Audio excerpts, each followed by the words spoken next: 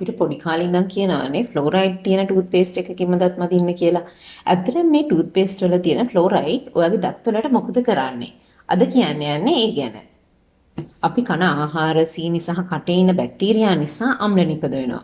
මේ අම්ල නිසා ඔයාගේ දතේ එනමලය දිය වෙන්න ගන්නවා. එනමලය කියලා කියන්නේ අපි දතේ පිටතම තියෙන ලේ එක.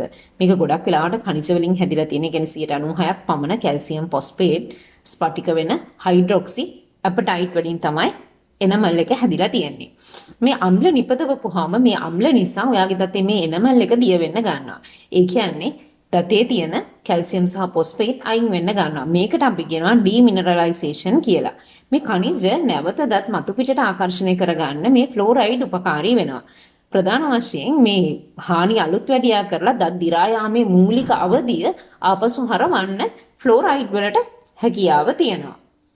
ඒ විතරක් නෙමෙයි මේ ෆ්ලෝරයිඩ් දතේ එනමලයත් එක්ක එකතු වෙලා ෆ්ලෝරෝ ඇපටයිට් කියන සංයෝගය හදනවා. මේක ඔරිජිනල් එනමල් එකට වඩා අම්ල වලට ප්‍රතිරෝධී. එතකොට එහෙමත් ඔයාගේ දත ආරක්ෂා වෙනවා ෆ්ලෝරයිඩ් නිසා.